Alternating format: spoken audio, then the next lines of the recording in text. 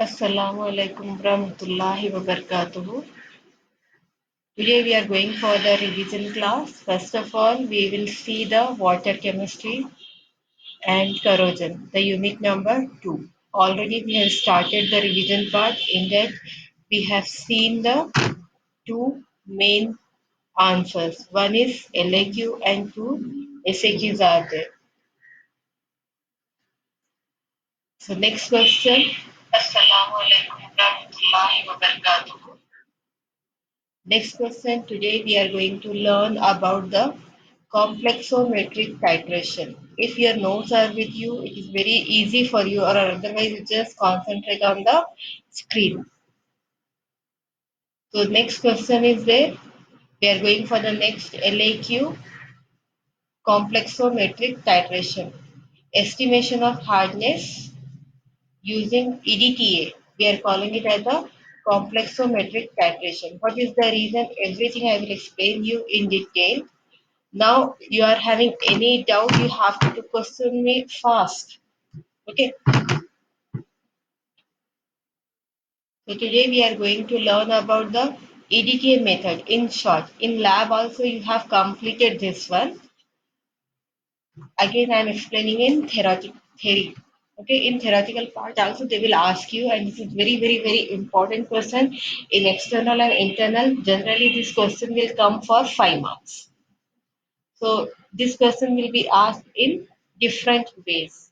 Sometimes they will simply ask, explain EDTA method. This is the first question. Sometimes they will ask, estimate the amount of hardness by using the EDTA.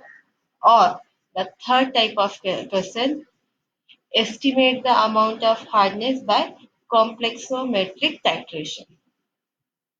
By complexometric titration. Okay. So this is the three different questions are there, but answer is same.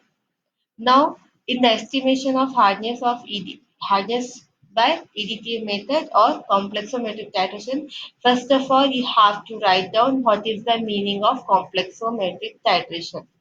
In this method or in this process, when the compounds are reacting or when the chemicals are reacting, a complex is formed.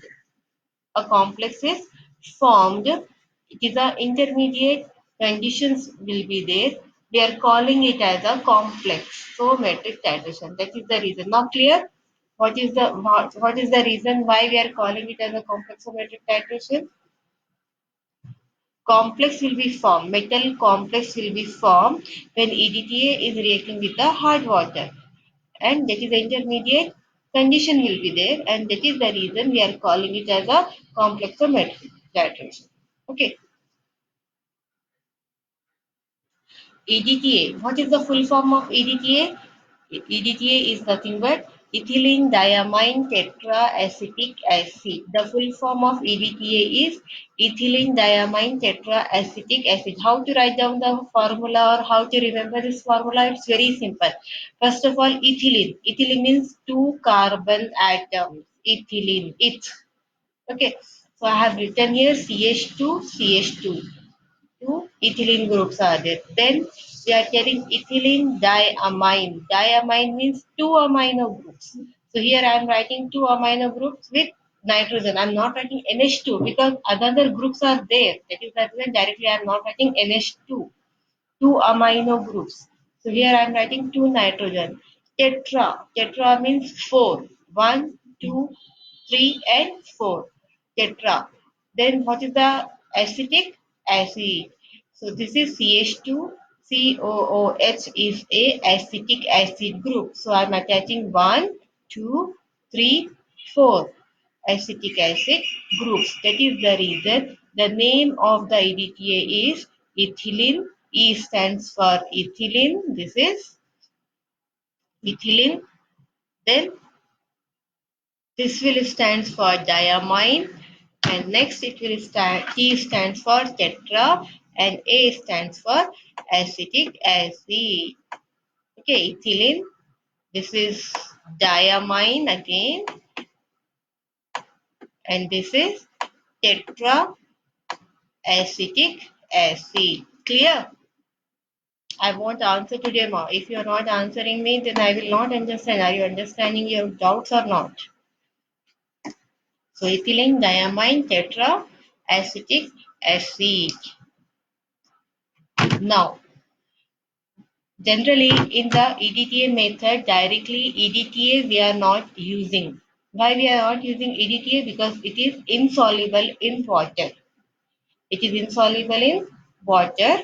That is the reason most of the time we will use the disodium or bisodium salt of EDTA. Disodium or bisodium salt of EDTA. This is your one objective question is there. They are asking you which salts of EDTA is used, mono, di or tri.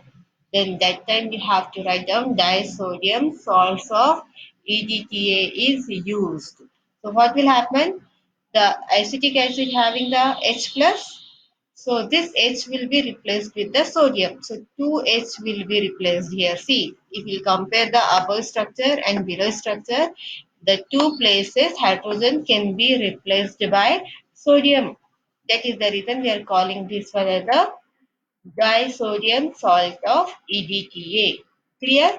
This is the general. Then we have to write the principle. What is the principle is there? The amount of hardness causing ions. That is nothing but the ions of calcium and magnesium can be estimated by using the water sample against EDTA solution. In that we are using the Erythrome black tea or Solochrome tea as an indicator, and the pH value is 9 to 10. Okay, so what is the principle is there? When we want to find out the hardness of any water sample, we are treating that water sample against the EDTA solution. Along with EDTA solution, we are adding the erythrome black tea. This is nothing but our indicator. And to maintaining the pH, we are adding the buffer solution. What is the buffer solution? It is nothing but it is a mixture of ammonium hydroxide and ammonium chloride. Ammonium hydroxide and ammonium chloride.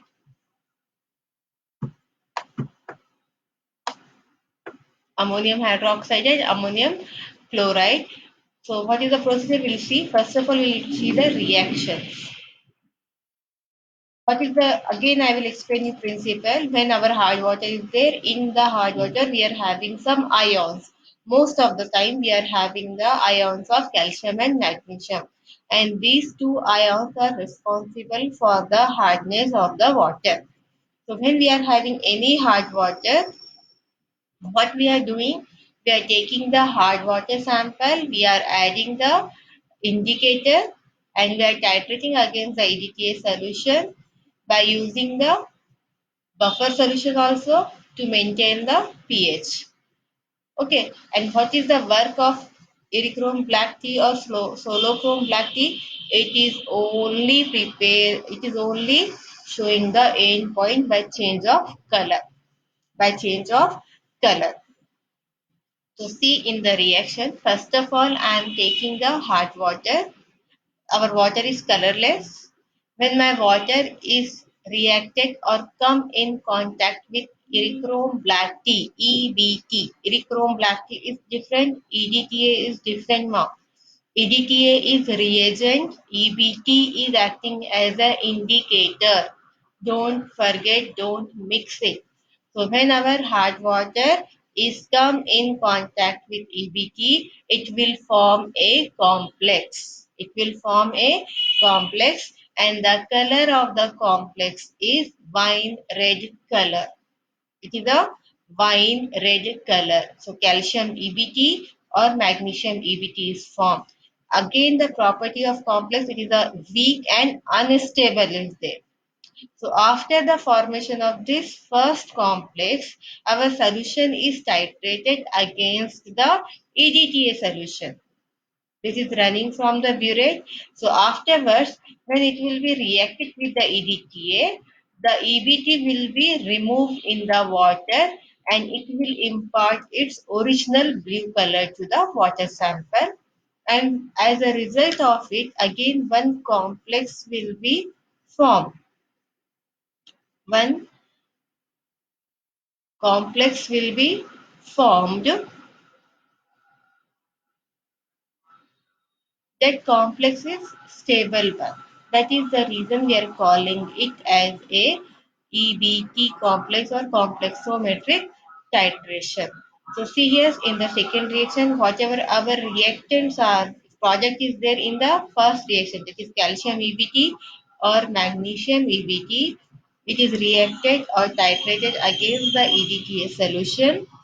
We are adding the buffer solution. Only the use of buffer solution is to maintain the pH.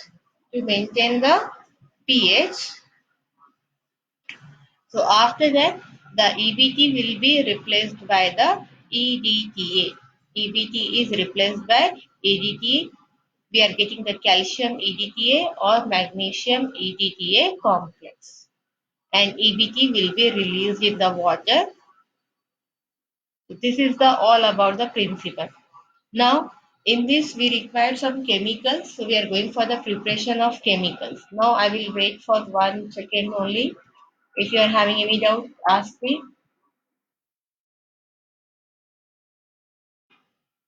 Principle is over. After principle, you have to write down about the chemicals. Preparation of chemicals. So here we require how many chemicals? We want the standard hard water, we want EDTA solution, then we want EBT indicator, and the fourth one we want the our buffer solution. Now we'll see how to prepare each and every solutions. So first of all, I am preparing the EDTA solution. How to prepare the EDTA solution? It is very simple. You have to take the 3.72 grams of EDTA. You have to take 3.72 grams of EDTA in 1 liter or 1000 ml of distilled water. Take 1000 ml distilled water, add 3.72 grams of EDTA solution, dissolve it. Your EDTA solution is ready. Very simple. Then next we are going for the standard hard water. How to prepare standard hard water? You have to take 1 gram of calcium carbonate, 1 gram of CaCO3 and dissolve in maximum quantity of HCl and then made it up to the 1000 ml because directly calcium carbonate is not soluble in water. That is the reason we are adding amount of HCl for dissolution only. After your salt will be dissolved, you have to add the water up to the 1000 ml and your standard water is ready. Next, we are going to prepare EBT indicator. Very simple. You have to take 0.5 gram, 0.5 gram of EBT and dissolve in 100 ml of alcohol. Any alcohol, methyl alcohol, ethyl alcohol, whatever is available, you have to prepare. 3 solutions are ready. Now we are going for the fourth solution, buffer solution. Buffer solution is just nothing but the combination of ammonium chloride and ammonium hydroxide. So at the place of ammonium hydroxide, sometimes we are taking ammonia and water. Why? Because we know when ammonia and water will be combined, it will form ammonium hydroxide.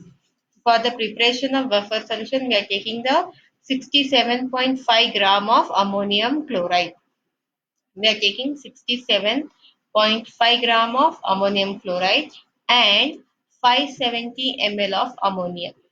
570 ml of ammonia and remaining amount of distilled water we are adding and total amount of your solution should be 1000 ml. That is nothing but 1 liter. So like that we have prepared the four solutions.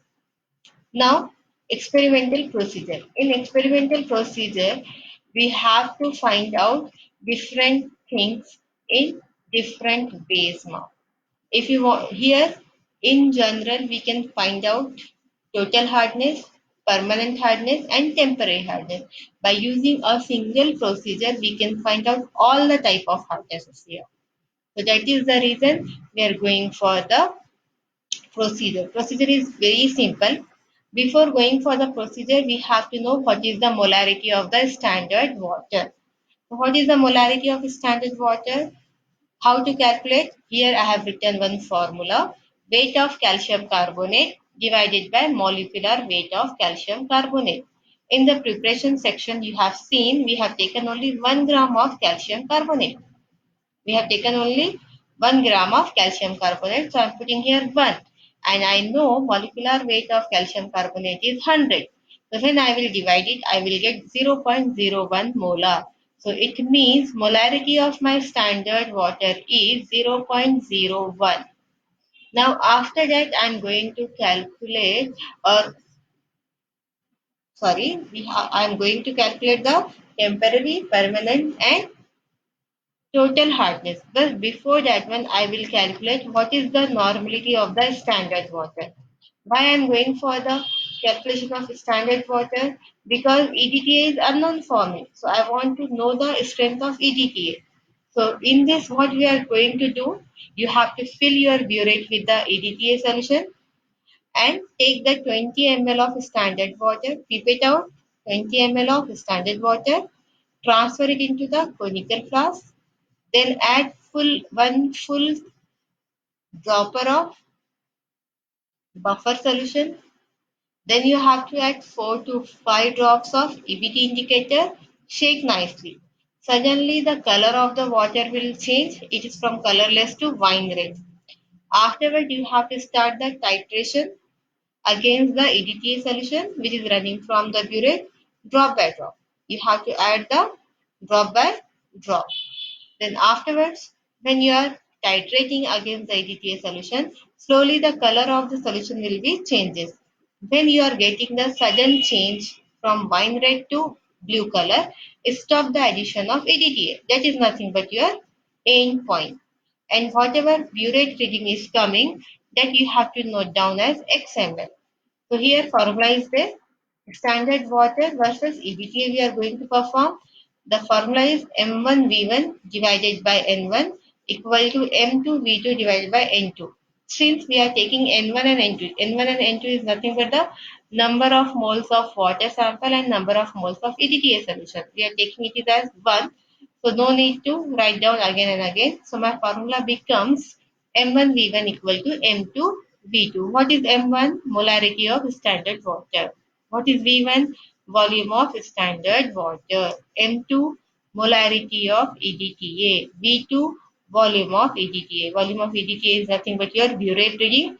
And for calculation purpose, I am writing XML for your understanding. Now clear till here? So I have to calculate the molarity of the EDTA solution. So M2 is equal to M1V1 divided by V2. M1 what is? Molarity of calcium carbonate. Just now we have calculated 1 divided by 100, so we are getting 0.01. Volume of standard water. How many ml we have pipetted? 20 ml. So 20 into 0.01 divided by V2. V2 is nothing but the volume of EDTA, that is nothing but the burette reading or XML.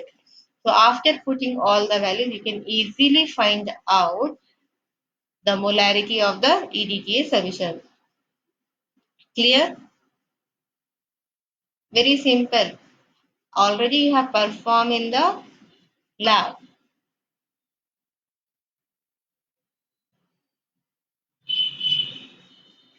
Okay, no issues. Now we are going for the next step. Now we are finding the total hardness. Total hardness of the water sample.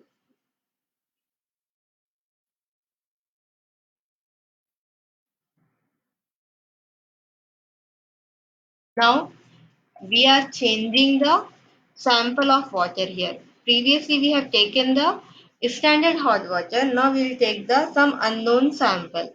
That sample may be collected from anywhere. और जिसका भी हमको मालूम करना है hot water, हम लोग क्या करेंगे, वो सैंपल हम लोग लेकर नाउ वी आर फाइंडिंग कि कितना हार्डनेस है इसमें, टोटल हार्डनेस कितना है, टेम्पररी कितना है और परमानेंट कितना है. I am waiting for your answer my.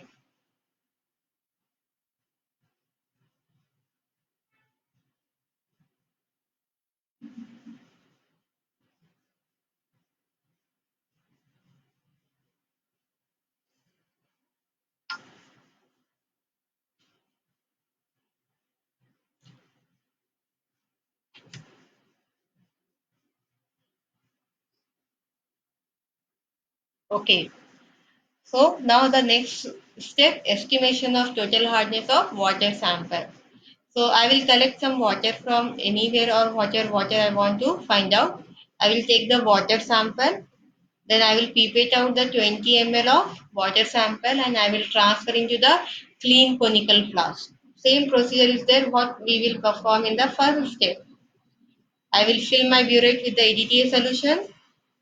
Then in my conical flask, 20 ml of water sample is there.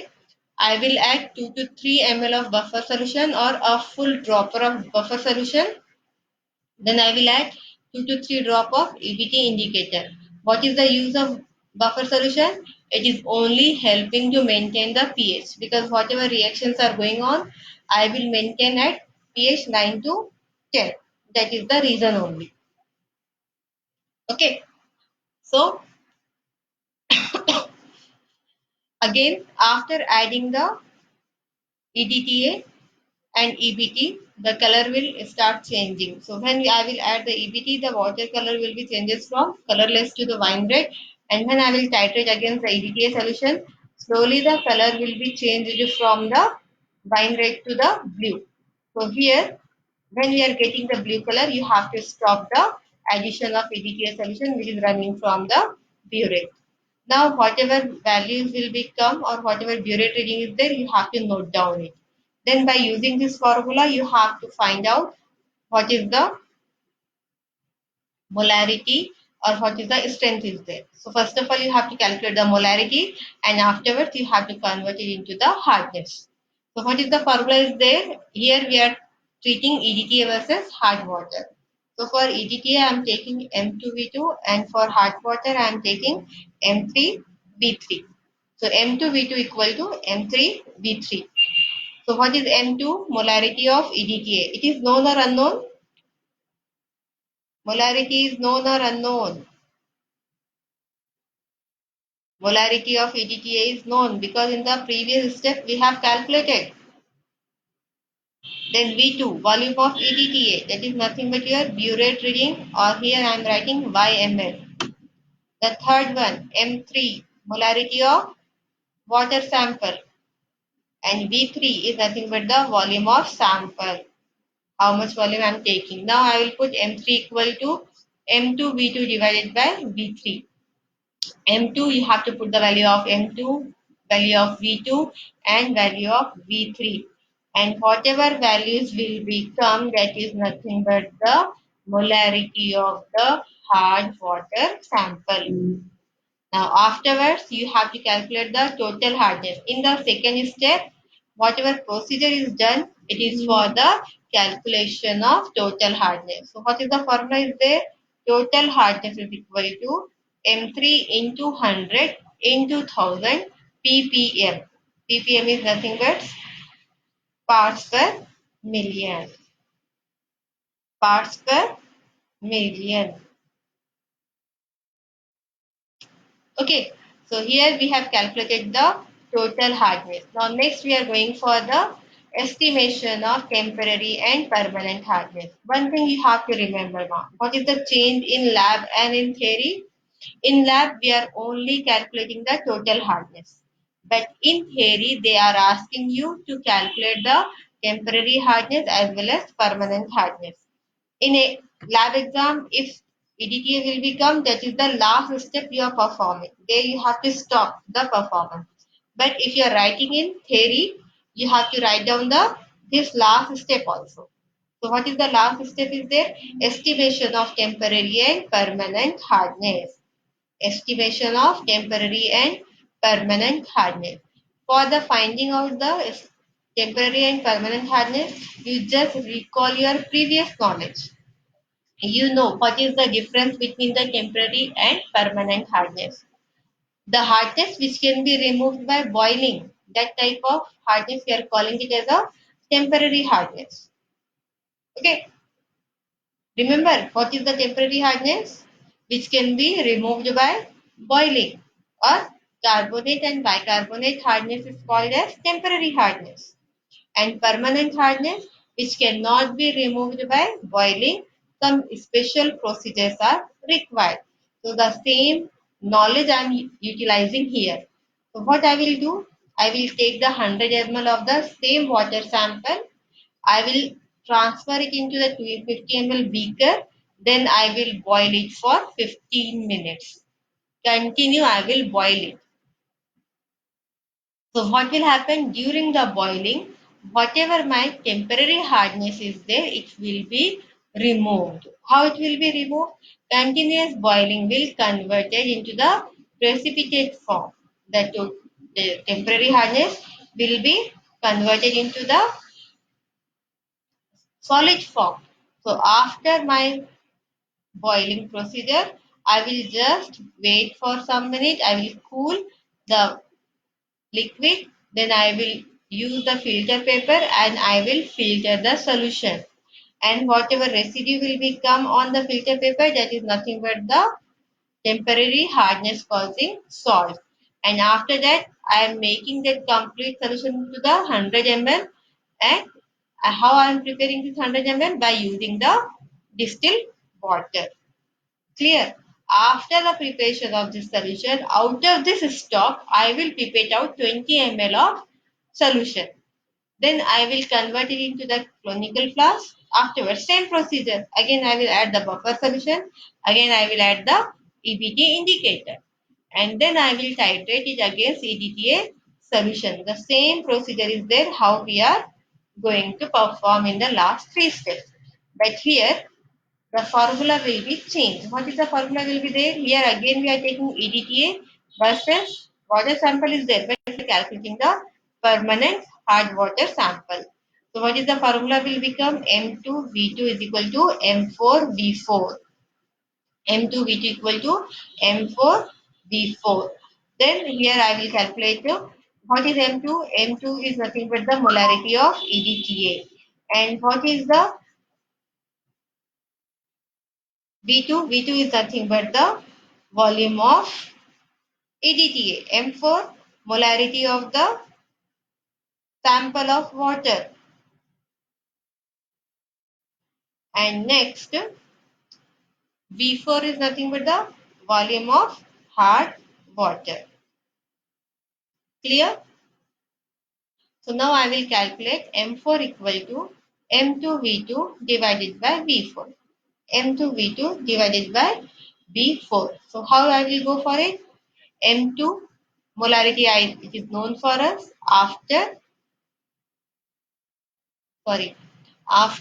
calculation of the second and third part, I will get all the values. So I will put here all the values and whatever answer will come, that is nothing but the molarity of the sample of water for the calculation of permanent hardness. So what is the formula is there? Permanent hardness is equal to M4 into 100 into 1000 parts per million. Next, total hardness calculated. Permanent hardness also calculated. Now I have to calculate the temporary hardness. For calculation of temporary hardness, I am not having any procedure. I will use only a simple formula, and by using that formula, I will calculate my temporary hardness. What is the formula is there? Temporary hardness is equal to total hardness minus permanent hardness. Total hardness minus permanent hardness. In the second step, I have calculated temporary hardness. Sorry, in the second step, I have calculated total hardness. In the next step, I have calculated the permanent hardness. So by putting the values, I will just subtract the value and whatever difference will become, that is nothing but the temporary hardness in terms of parts per million. So here your complete EDTA procedure is finished. If you are having any doubt, you can ask me. I'm waiting. Okay, I will give you some time to ask me some questions.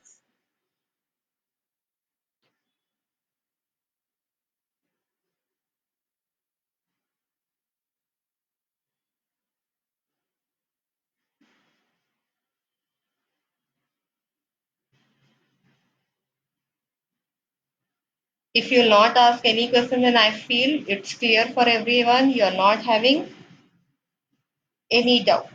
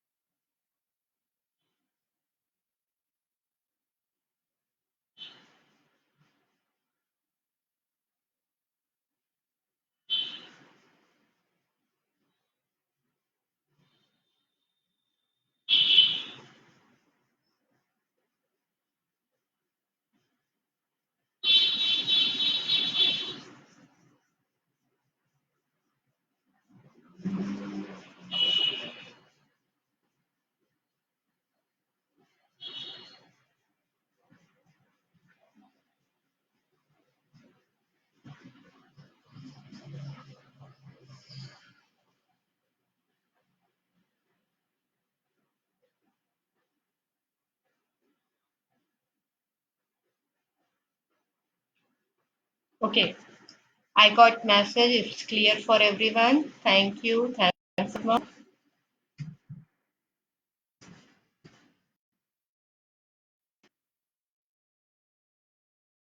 Okay, now we go for the next answer. Our next question is explain the alkalinity. Generally, alkalinity, till now they have not asked any long answer. Only short questions they have asked you. But maybe this time you people are very lucky and you will get this question. That is the reason I will explain you today. Okay, alkalinity, very simple because you have already performed in the lab. If you remember the experiment number 4, by using the two indicators, you have calculated the amount of alkaline or alkalinity present in the water sample. I got only one answer, mom, one reply from Mansoor. Only for him it's clear. What about Asmat, Shahnawaz, Hassan? Or you have just came and you are not there, you are not listening.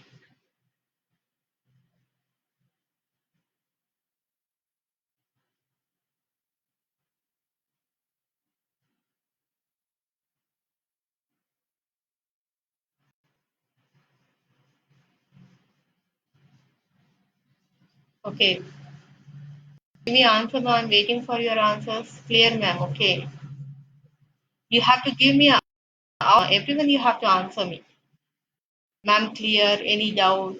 Anything? You have to write down there. I'm seeing your messages.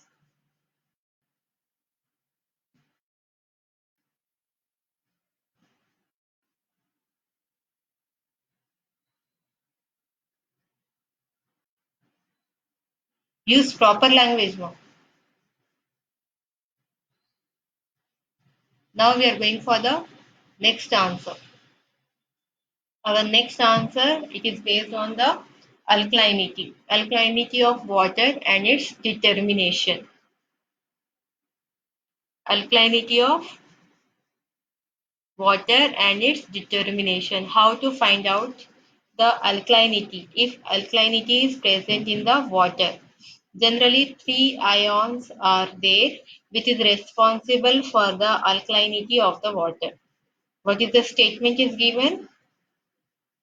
Alkalinity is there due to the presence of three types of ions. Three types of ions. Which ions? Cation or anion? Only anions will be there. Basicity. Okay. Again, I will repeat. In water, out of these three anions are present, then it will impart alkalinity to the given water sample.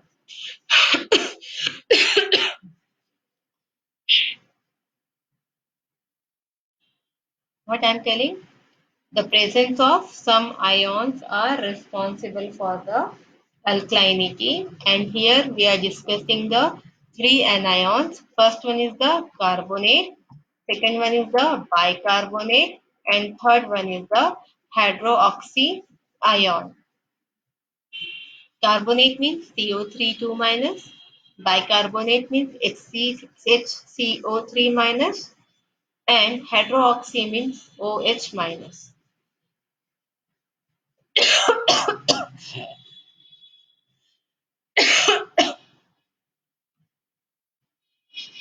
Okay, if in water these three type of ions are present, it will impart the alkalinity. But you know these three ions will be formed in four different combinations. These three ions will be present in the four different combinations. What is the first combination? In any water, maybe only carbonate ions may be present. Second, maybe only bicarbonate will be present. And the third one, maybe only the OH minus ions are present. Okay, these are the three cases. What is that one? First one, maybe only carbonate, maybe only bicarbonate, or maybe only the hydrogen. What is the next option? The combination of carbonate with bicarbonate will be there, or carbonate with hydroxy will be there. These cases will be there, but never bicarbonate will be present with hydroxy ions. This combination will never occur. What is the reason? Because whenever bicarbonate is there, it is combining with the hydroxy ion, it will form water. That is the reason that combination is not allowed, or that combination is not present. If that combination is present, automatically it will convert it into the water and carbonate. So see here, I have written here reaction. When bicarbonate is there, it is converted into the H plus and carbonate. And when this hydroxy ion is coming in contact with H plus ion, it will form the water. That is the reason never ever bicarbonate and OH minus ions will be present. So how many cases we have seen? Total 4 cases we have seen. So if in any water out of those 4 cases, any one case will be there, it will impart alkalinity to our water. Now we are going for the experimental procedure. What is the experimental procedure? Procedure is very simple one. Here we are not writing all the chemicals preparation, then what is the going on, principle, procedure. No, only shortly I will explain you. What you have to take, whatever water you want to find out the alkalinity of the water, you have to take it. 100 ml of water sample is taken in a flask. Then you are adding the 1 or 2 drops of phenolphthalein indicator. When you are adding the phenolphthalein indicator, the color of the water will be changed. What is the color of the water will be there? From colorless to the pink color. After that, you have to take the hydrochloric acid solution or HCl solution, that is nothing but the N by 50, or any molarity or normality is given to you, that you have to fill in the burette. After that, you have to start the titration. When you are titrating, what will happen? The color will be disappear. The pink color will convert it into the colorless again. When your color will be disappear, you have to stop the addition of HCl solution. But after that, you don't throw that solution. In the same solution, you have to add 3 to 4 drops of methyl orange. When you will add the methyl orange solution, the color of the water will become light yellow color. Then again you have to start the titrating against the HCl solution, which is running from the burette till the color changes to yellow to pink color. When you will get the pink color, stop the addition of HCl and note down the burette reading. And that burette reading is nothing but due to the methyl orange. And the first reading is nothing but it is due to the phenolphthalein indicator. So whatever first reading we are getting, we are calling it as a P endpoint, means phenolphthalein end point. And second reading we are calling it as a M endpoint, that is nothing but methyl orange endpoint. Now you will think the water sample is same, but we are using the two different indicators. What is the reason here? See, on different pH level, different indicators will give the different colors. That is the reason we are using the different indicators. At the pH 10, we are using the phenolphthalein indicator because at that pH it will show very nice color. Okay, but when our carbonate is converted and that phenolphthalein is support for the carbonate. It will support for only carbonate. So what will happen? When carbonate is converted to the bicarbonate, suddenly the pH will be fall down. From 10, it will come to the 7. At that pH, phenolphthalein will not react or will not act properly. That is the reason I will replace the phenolphthalein indicator with the methyl orange. So it will give me nice color. That is the reason only. What is the reaction is there? First of all, whatever amount of carbonate is present, it will react it with the H plus ion of the HCl, and all the carbonate will be converted into the bicarbonate. And after that, your bicarbonate is reacted with the H plus, and it will form H2O and carbon dioxide.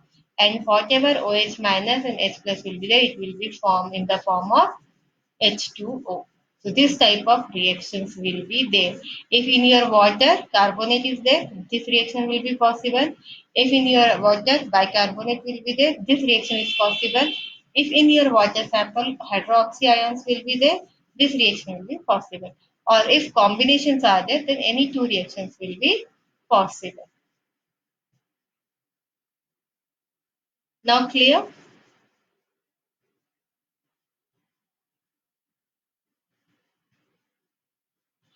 Very simple is that.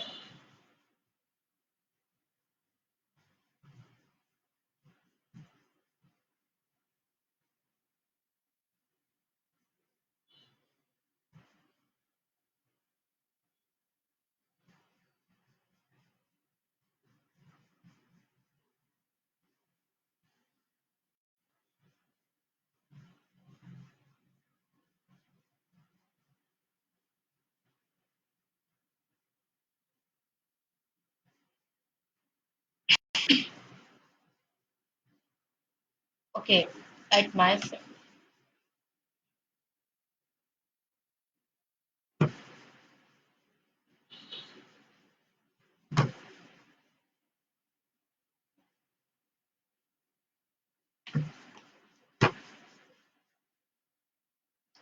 So now we are going for the calculation parts. In the calculation, very simple calculation as it.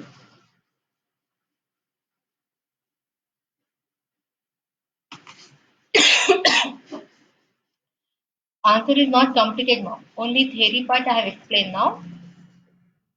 Now I will explain you here. Okay, only theoretical part I have explained. Now we are going for the calculation. This is complete answer what I am explaining you. Calculations. Now you have to note down the reading. At the end point where phenolphthalein means when your pink color, starting pink color is converted into the colorless, you have to note down that reading as PML. Okay, and whatever values are there when you are adding the methyl orange, that endpoint you have to note down as a mml. Now you are going for the calculation in the alkalinity calculated in terms of calcium carbonate. First one I told you, when you are using the phenolphthalein indicator, we are calculating the alkalinity for carbonate. What will happen? Carbonate versus HCl. So when carbonate is reacting with HCl, so the formula is simple formula. N1V1 is equal to N2V2.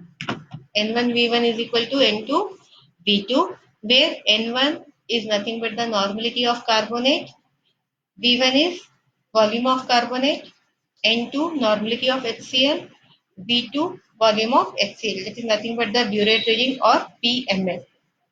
Normality of carbonate is unknown for us. We want to calculate that one. Volume of water sample we have taken 100 ml, so it is known for us. Then normality of HCl, there is nothing but, I told you that is N by 50, or I am taking the 0.02 normal. And V2 is nothing but volume of HCl, that is burette reading or PML. So by putting all the values, we have to find out the normality of given carbonate. Normality of the given carbonate. Whatever N1 will come, after that you have to use one formula, alkalinity in terms of calcium carbonate. Alkalinity in terms of calcium carbonate. What is the formula is there? N1 into 50 into 1000. Afterwards, you have to put all the values and calculate. Whatever answer will come, that is nothing but the alkalinity in terms of calcium carbonate, and the unit is parts per million. So alkalinity is calculated for carbonate ion. Now next we are going for the sorry. Next, we are going to calculate for the bicarbonate or alkalinity by using the methyl orange indicator. Formula is same. Here we are calculating bicarbonate versus HCl. So what is the formula? For HCl we have taken N2V2 and for bicarbonate we are taking N3V3. So here N3 is normality of bicarbonate unknown, V3 volume of bicarbonate 100 ml, water sample we have taken, N2 normality of HCl is known 0.02 normal, V2 volume of HCl that is nothing but the burette reading, but here the burette reading will be changed because after methyl orange added, whatever answer will come, that is nothing but. Now put the values and calculate. Same formula we are using here. N3 equal to N2V2 divided by V1 is equal to 0.02 into M divided by 100. So whatever M3 will come, after you have to put alkalinity in terms of bicarbonate is equal to N3 into 50 into 1000 and whatever will become that is nothing but the alkalinity of bicarbonate. Clear? Now some conclusions are there. These conclusions are very important now and you have to remember these 4 to 5 cases. What is the cases is there? P and M.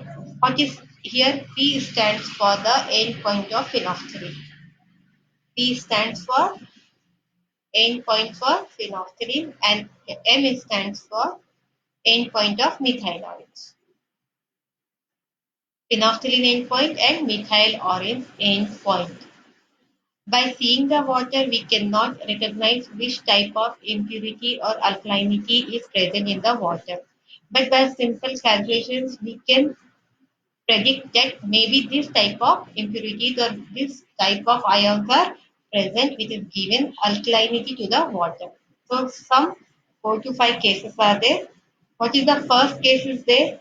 Suppose we are having the readings P and M. Both the readings are same. Whatever methyl orange reading is there and whatever phenolphthalein reading are there means after the titration whatever readings are coming suppose both are same suppose the reading is 10 for phenolphthalein indicator and for methyl orange also 10 is there.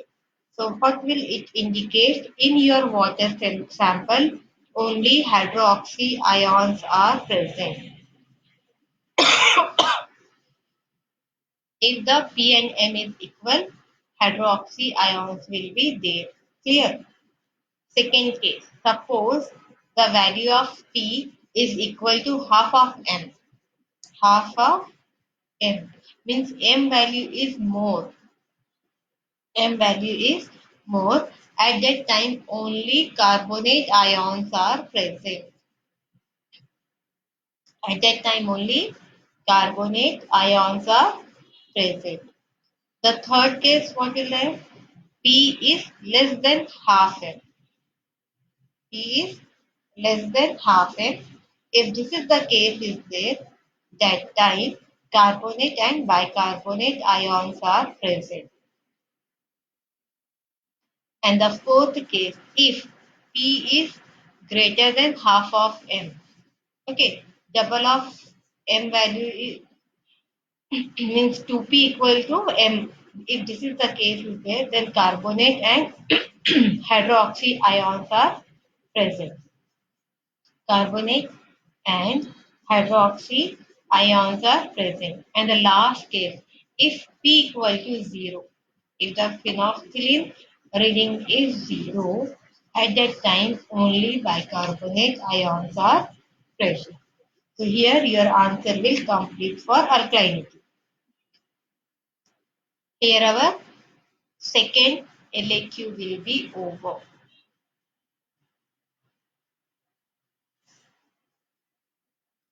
I'm just giving it 2 minutes. Just revise it everything. If any doubts are there, you can ask me.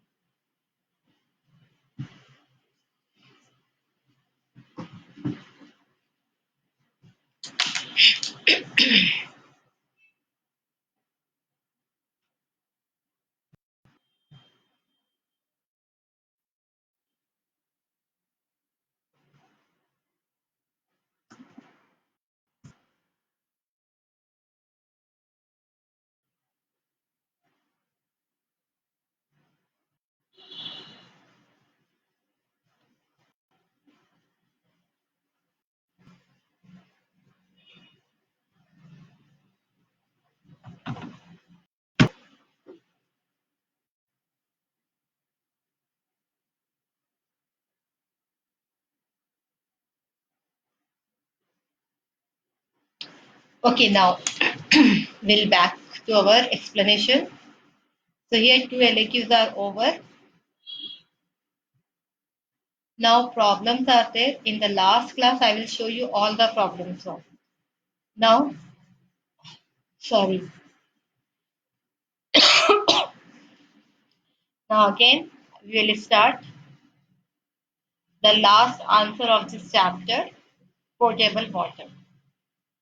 The last one, potable water. Some numerical problems are there. We'll see at all numerical problems in one class. I will show.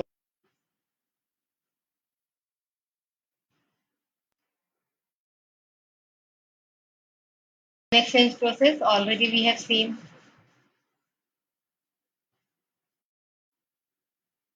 Some students they have given the answers by writing after learning, waiting for others also.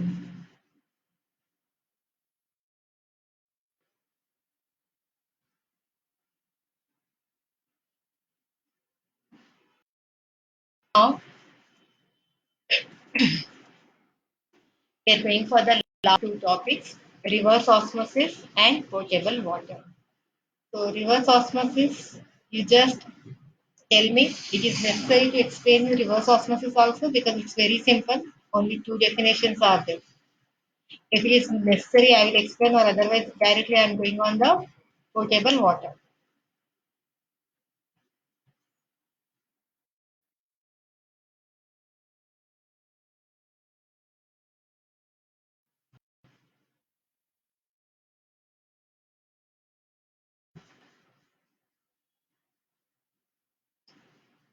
No. You want the explanation for reverse osmosis? Sorry, ma'am. Now it's okay. Voice is okay.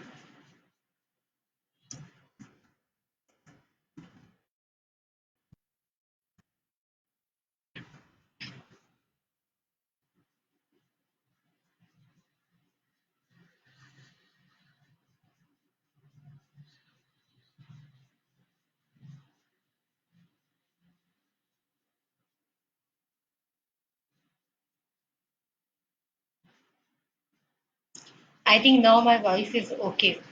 So directly I am going for the treatment of potable water. Previously I knew all the steps, but you are very lucky that all the steps are not given for you.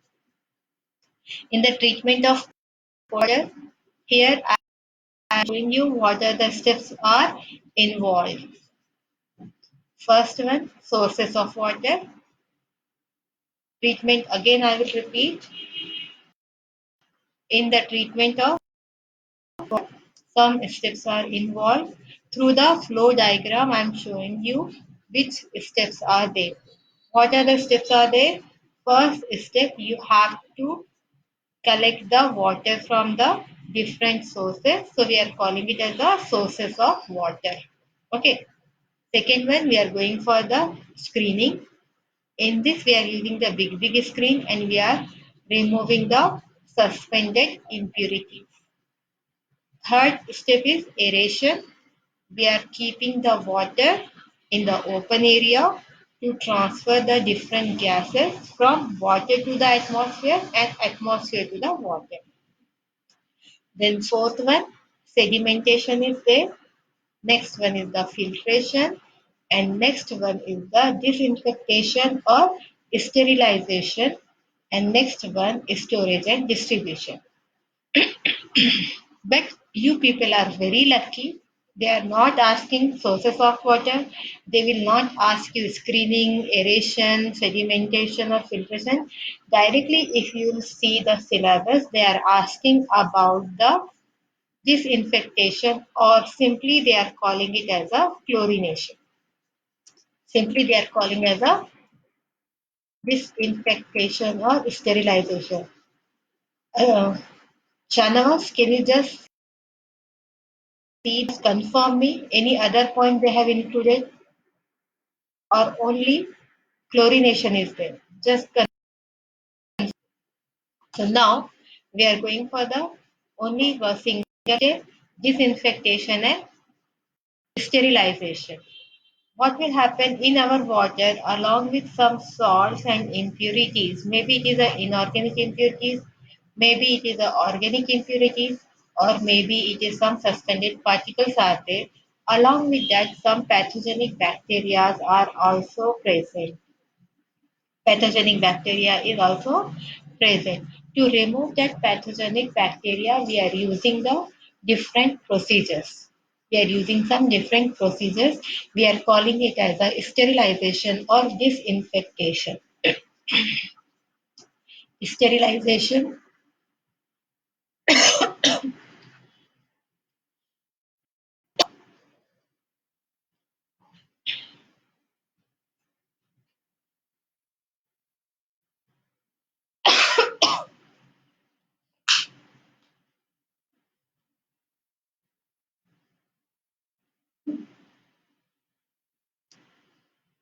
Now my voice is okay, Shanavas.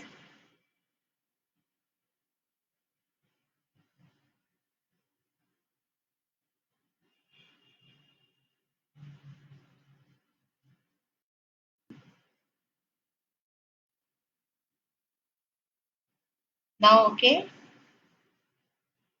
Now just see my voice is okay or again break. It is breaking. I repeat, it's okay. Okay, ma'am. Maybe some network issues is there, but be patient. If anything is there, you just write down and repeat from there. So, and we are going to discuss about the disinfectation and sterilization. What I will told you just now, in our water, along with organic and inorganic impurities, some pathogenic bacteria are also present. That pathogenic bacteria are responsible for some diseases in the human being as well as in the animals. That is the reason whenever we want to use any water as a potable water or for drinking, we have to go for a procedure. That procedure we are calling it as a sterilization or disinfectation. In sterilization and disinfectation procedure, we are having 3 to 4 different methods are there. First one, simple boiling will be there. By boiling also you can kill the pathogenic bacteria, because we know at certain temperature pathogenic bacteria will be killed. So boiling technique will be there. Sometimes people are using the ozonization, means they are using the ozone. This is the second method is there. And the third one is the chlorination. So in your syllabus, boiling, ozonization is not given. Directly they have given the chlorination. So what they are telling for the chlorination, if you are adding the chlorine and your pathogenic bacteria will be killed, that we are calling it as a disinfectation by chlorination. Clear? What is and what I told you? If we are adding the chlorine, and due to the addition of chlorine, if our pathogenic bacteria will be killed or our water is free from all the pathogenic bacteria, this procedure we are calling it as a chlorination. In chlorination, we are using the different types of reagents. Sometimes we are using the chlorine directly. Sometimes we will use the chlorine in the form of chloramine.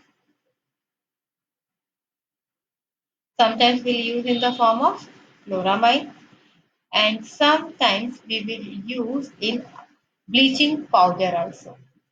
We are using the bleaching powder also. Clear? So by using all these methods, we are using the disinfection or sterilization procedure. So here I will explain you a simple procedure, chlorine. If I am using the chlorine in our water, what will happen? The chlorine it is the water and it will form one acid, that is HOCl, and the name of this reagent is hypochlorous acid. This is the acid, and name of the acid is hypochlorous acid. Hypochlorous acid. So this hypochlorous acid is a powerful germicide, means it will kill the germs or bacteria which is present in the water. So when this hypochlorous acid is reacted with the bacteria, whatever bacteria are present, it will be killed. All the bacteria will be killed. Okay, so that is the reason this procedure we are calling it as a chlorination. So whatever apparatus we are using this for this procedure, we are calling it as a chlorinator. We are calling it as a chlorinator.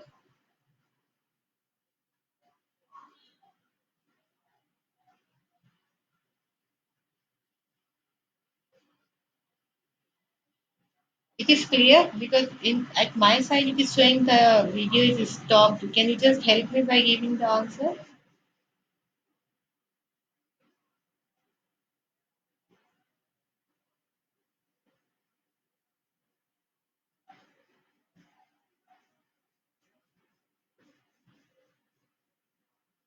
Suddenly it is stopped.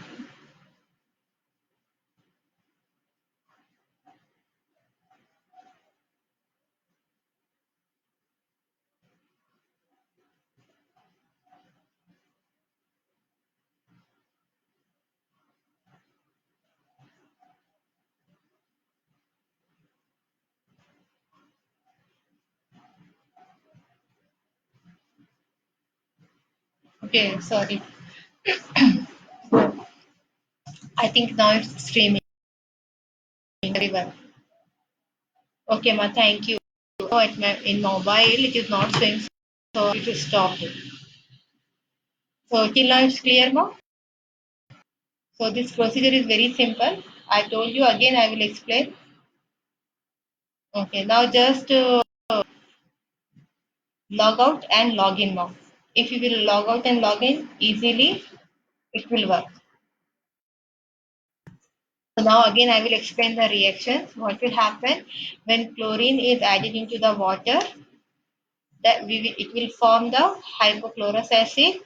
The property of hypochlorous acid is it is a powerful germicide. Is there means it will kill the bacteria. So this hypochlorous acid is reacted with the bacteria which is already present in the water. Bacteria are killed. Okay. So apparatus used for this is known as chlorinator. It is a large tower type container is there, which I am just discussing the chlorinated tower, how this tower will be worked. It is a large cylinder. It is a large cylinder. In that container, we are having some buffel plates. From the top of that one, we are adding the exact quantity of raw water and proper quantity of chlorine solution, and both will be mixed. And after the mixing, whatever bacteria are there, it will be killed, and this water will be purified, and that water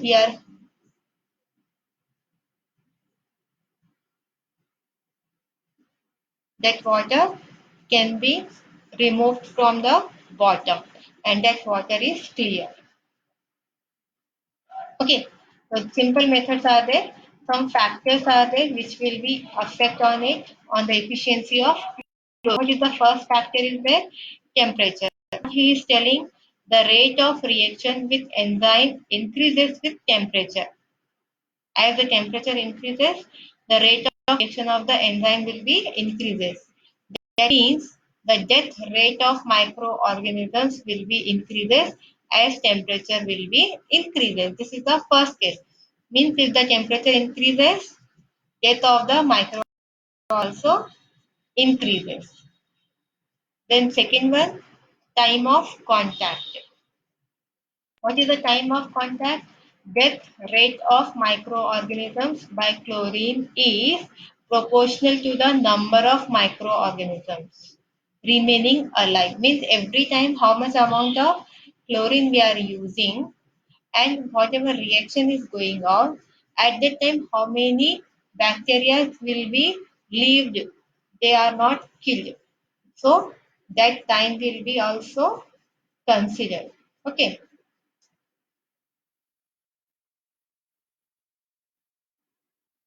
Third one, of the water at lower values between 5 to 6.5. Agar if the pH values are between 5 to 6.5, a small contact is required to kill the organism. So pH value is also responsible. In the group, I will post you what is the meaning of buffalo plates. I am sharing you one picture. So you just go through it and you will understand. Generally, what is the use of this plate? The use of this plate is only to regulate the flow of water. For regulating the flow of water, we are using it. So now clear? Chlorination is over. Chlorination is over. The last part, breakpoint chlorination. In WhatsApp group, I'm showing you the buffalo plates. So after seeing that buffalo plates, you will easily understand. So now the last part of the chlorination is breakpoint chlorination. So first of all, you have to understand what is the definition of breakpoint chlorination. Breakpoint chlorination. See, now you have to start giving attendance now. You start giving attendance.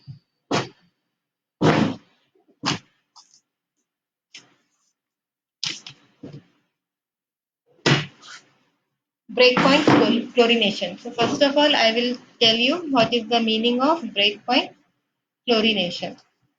Whenever you are using the exact amount of chlorine to kill the bacteria and to remove the pathogenic or organic, that particular amount is called as breakpoint chlorination. That particular point where all the bacteria are killed, we are calling it as a breakpoint chlorination. Again, I will explain. The exact or calculated amount of chlorine required to kill the bacteria and to remove organic matter is called breakpoint chlorination. Is called breakpoint chlorination. Clear? The exact or calculated amount of chlorine which is required to remove the organic matter and to kill the bacteria is called breakpoint chlorination. Is called breakpoint chlorination. Again and again I am repeating the definition because this is very important one. In exam they will definitely ask you this question. Explain the breakpoint chlorination, maybe in 2 marks, maybe in 5 marks. Maybe for the 2 or maybe for the 5 marks. Okay, so now we'll explain what is the meaning of breakpoint chlorination and how this will happen. See, just now in the definition we have written the exact amount of chlorine will be added for the purification techniques. But sometimes what will happen, sometimes we don't know how much amount of chlorine is required for the particular purification of the water. So starting, we are going to calculate how much amount of chlorine is required for the particular purpose. So that is the reason we are making one graph. We are making one graph, and by using that graph we are finding the how much amount of exact chlorine is required. So by using a graph only we can find out. So what will happen in this process, starting, suppose I don't know how much impurities or how much pathogenic bacteria are present in my,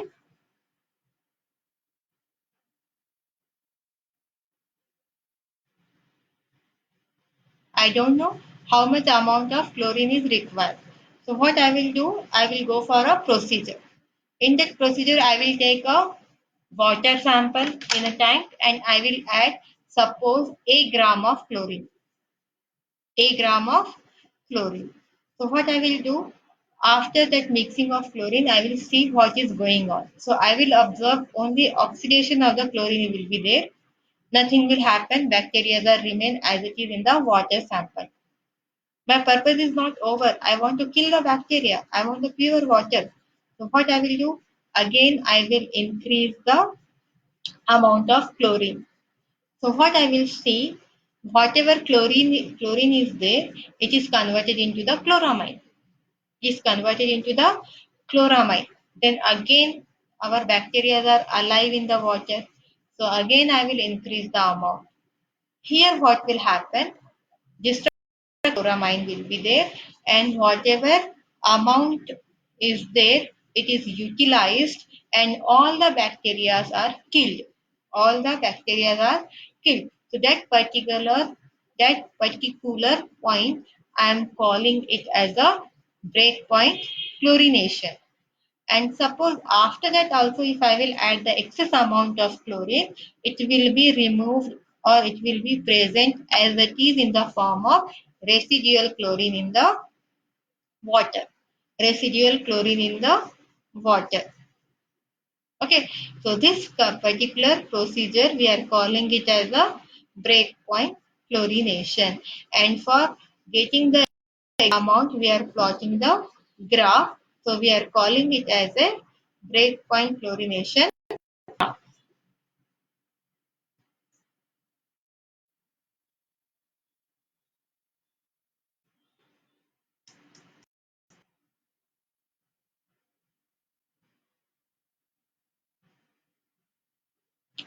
What are the advantages of breakpoint chlorination?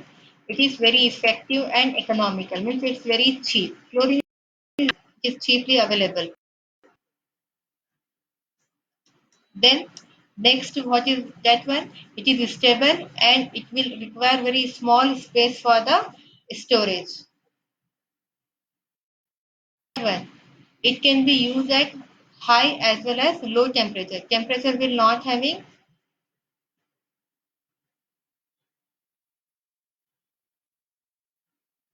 hypochlorous acid directly. It is not present now, so we have to use chlorine and we have to convert it. Shanavas.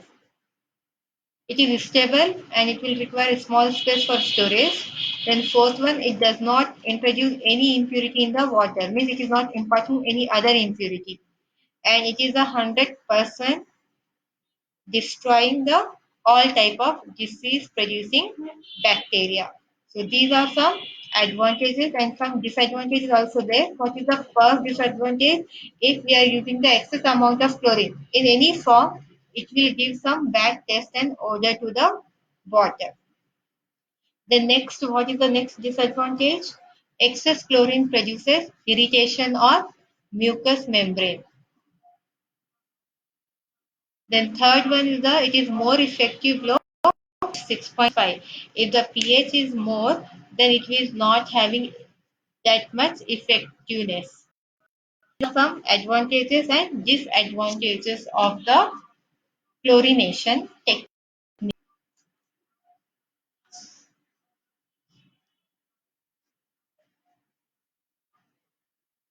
See, so here I am stopping. More 10 minutes are there. If you are having any doubts, just question me. If anything is there, I will explain you, or if any doubt is there, I will answer.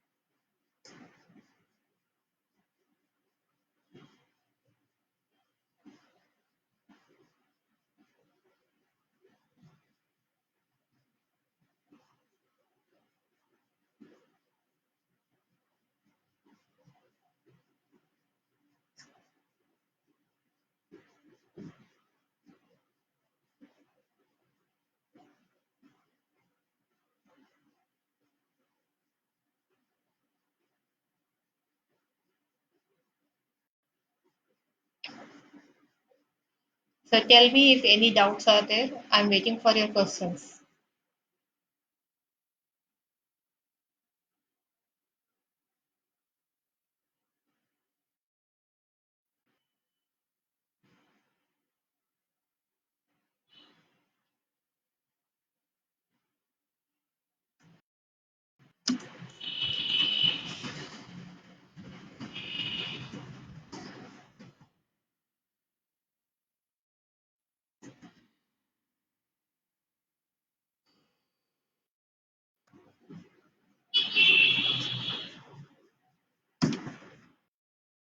So here your water chemistry is over. Tomorrow for the corrosion techniques. If you are having any doubt or if you want any special topic in corrosion, you just inform me. I will explain you that one also. Okay.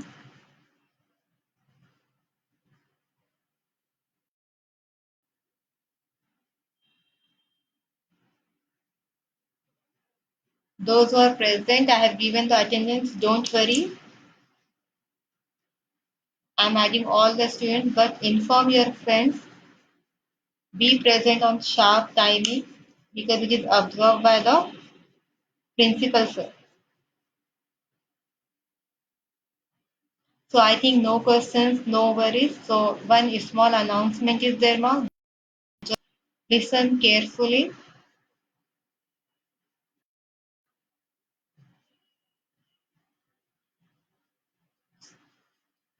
Regarding assignments, whatever things are there, I will message you in group. Okay. Explanation, whatever you want to ask, you can ask me here. In WhatsApp group, you message me any doubts, anything, I will answer you there.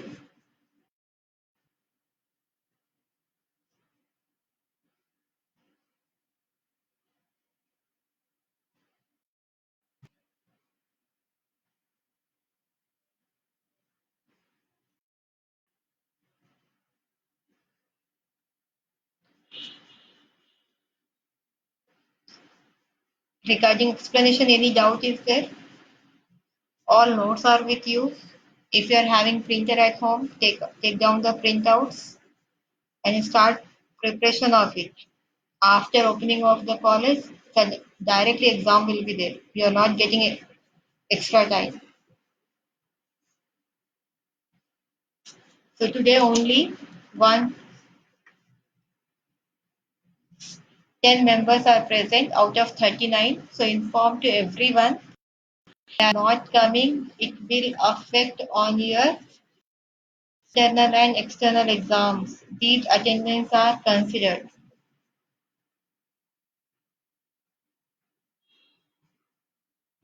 As, as must inform to everyone.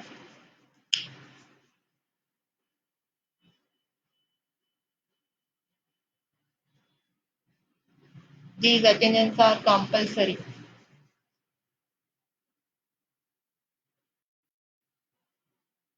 No doubt. Okay. Very simple chapter is there. Very limited short answers and long answers is there. Just after my explanation, you just go through all the notes, all the points you have to see. If doubt is there, message me in WhatsApp group. Tomorrow in starting, I will explain that point if possible, or any one day definitely I will answer you. Don't worry about that one. So tomorrow, inshallah, I will explain you regarding corrosion, and if time permits, because corrosion is very small, if time permits, then directly we'll go for the polymers. So, but your work is you start preparation. You after completion of class, whenever you will get the time, read it, revise it, write down on paper or notebooks, and see everything is correct or not. Practice for the diagram. Go for practicing of some problems also.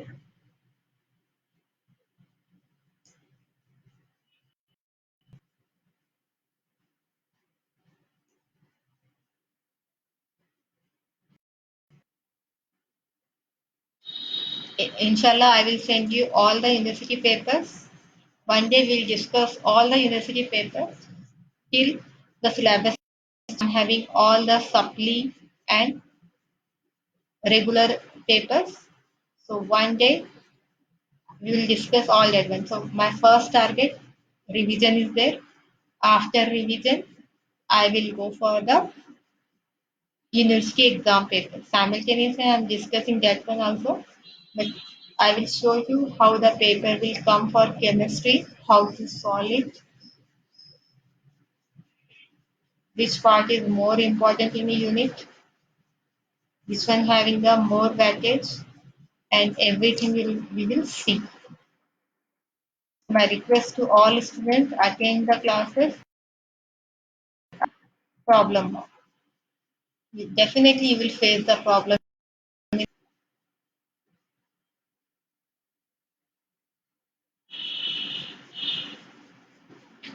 If today you have not attended the class, first recorded where videos are available on the group, just go through it.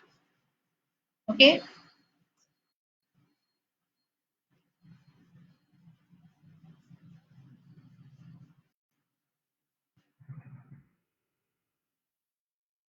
I think no one is there to ask anything. See, I will show you here in my notes. Some numerical problems are there which is based on the EDTA. It is very simple. A chemistry, two types of numericals will be asked. First one, how to calculate the hardness of the different hardness causing salt in terms of calcium carbonate. In terms of calcium carbonate. And next one, if the values are given by using the EDTA method, how to calculate total hardness.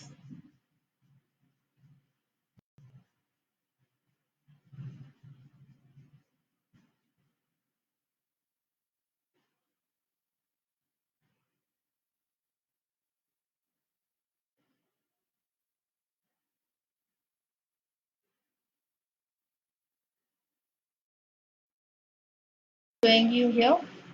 See, it will look somewhat lengthier, but it is very easily you can calculate. See here, problem based on the EDTA method. So if you read the questions carefully, then you can easily got the answer. Formulas are same, what we have used in the experiment here. See, all the formulas are same. M1 V1 equal to M2 V2. By using simple formula, we are calculating See, what is the question is given? 100 ml of sample of water requires 18 ml of EDTA solution. Again, I will repeat. 100 ml of sample of water requires 18 ml of EDTA solution for titration. Then 22 ml of the same solution of EDTA required for titration of 100 ml of standard hard water containing 1 gram of calcium carbonate per liter. Calculate hardness of water sample in parts per million. What is your work for today? Problem is given, answer is also given. What you have to do afterwards, you just find out how to calculate this. Okay, what you have to go for it? Just you have to see the answer and try to understand how to calculate what is the procedure. Tomorrow I will explain you. If you understand, you have to give the answer in between. If you are not understand, I will definitely explain you. So today I will stop here. I think everything is clear. माँ last के 2 minutes join करने से आपको attendance नहीं मिल सकती. You have to join at 9:30. Our class timing is at 9:30 now. Maintain the timing. And whatever revision is going on, it is very helpful for you. So maintain the timing, everyone. Okay? So here I am stopping. So inshallah, we'll meet in our next class. Allah Hafiz. Take care. Stay safe at home. Don't go outside. Use your 24 hours wisely and increase your percentage. This is the awesome time you are getting.